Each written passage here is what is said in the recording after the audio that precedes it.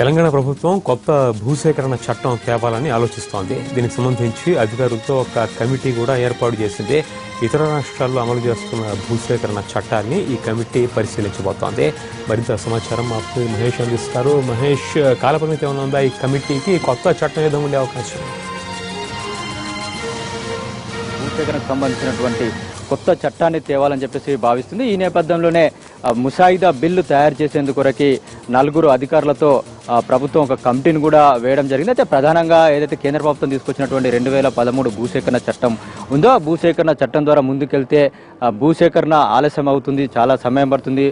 భూమి సేకరణ చేయాలంటే 2 సంవత్సరాలకు పైగా ఆ సమయం పడుతున్నటువంటి నేపథ్యంలో 2013 భూసేకరణ చట్టం, కేంద్రం తీసుకొచ్చినటువంటి భూసేకరణ చట్టం ఏదైతే ఉందో దాని యొక్క స్పిరిట్ని దెబ్బ జరగకుండా, దాని యొక్క స్పిరిట్ని దెబ్బతీయకుండా ఏదైతే సహాయ పునరావాసానికి సంబంధించినటువంటి ప్యాకేజీ 2013 చట్టంలో పొందుపరచడం జరిగిందో దానికి అనుగుణంగానే కొత్త చట్టాన్ని తీసుకురావాలని చెప్పేసి తెలంగాణ ప్రభుత్వం భావిస్తుంది. మరొక వైపు ఇప్పటికే 123 జీవోని తీసుకొచ్చినటువంటి ప్రభుత్వం ఈ 123 జీవోని హైకోర్టు కొట్టివేయడం, ఆ తర్వాత దానికి అనుగుణంగా మరొక 2 జీవోలు తీసుకొచ్చేసి హైకోర్టులో చెప్పినటువంటి నేపథ్యం. దీని పరంగా సహాయ పునరావాసాలు ఇస్తామని చెప్పేసి చెప్పినటువంటి నేపథ్యంలో ఈ రెండింటిని 2013 చట్టాన్ని దృష్టిలో పెట్టుకుని, అదేవిధంగా 123 జీవోని దృష్టిలో పెట్టుకుని ఒక కొత్త చట్టాన్ని తీసుకురావాలని చెప్పేసి తెలంగాణ ప్రభుత్వం భావిస్తుంది. ఈ నేపథ్యంలో ఈరోజు కమిటీ వేయడం జరిగింది. ఇప్పటికే 2013 చట్టానికి అనుగుణంగా గోవా కానీ, కేరళ కానీ, రాజస్థాన్ కానీ ఈ రాష్ట్రాలు కొత్త చట్టాలని తమకు అనుగుణంగా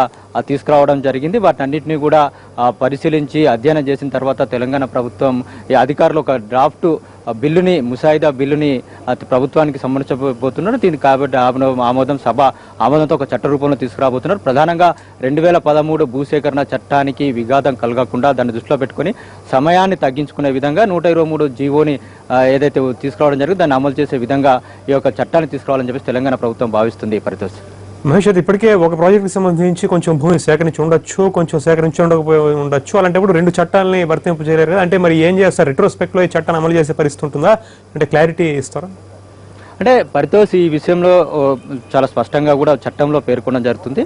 ఏదైతే ఈ చట్టం అమల్లోకి వస్తుందో ఈ రోజు నుంచి అమల్లోకి వస్తుంది అనేటువంటి విషయాన్ని ఆ చట్టంలో పొందుపరుస్తారు. ఇప్పటికే చాలా చోట్ల భూసేకరణ జరిగినటువంటి నేపథ్యంలో ఏదైతే పరిహారం విషయంలో 2013 భూసేకరణ చట్టానికన్నా మించే ఇస్తున్నామని చెప్తున్నటువంటి ప్రభుత్వం దానికి విఘాతం కలగకుండా భూసేకరణ చేస్తున్నటువంటి నేపథ్యంలో ఏదైతే కొత్త చట్టం అమల్లోకి వస్తుందో అమల్లోకి వచ్చే రోజు నుంచి ఏ రోజు నుంచి అమల్లోకి వస్తుందని చెప్పేసి చట్టంలో పొందుపరుస్తారు. ఒకవేళ ప్రభుత్వం కనుక 2014 జూన్ 2వ తేదీ నుంచే ఈ చట్టాన్ని కూడా అమల్లోకి వస్తున్నట్టుగా చెప్పొచ్చు. లేకుంటే ఏదైతే శాసనసభ ఆమోదించి గవర్నర్ ఆమోదం చెప్తారో ఆ రోజు నుంచి చట్టం అమల్లోకి వస్తుందని చెప్పొచ్చు.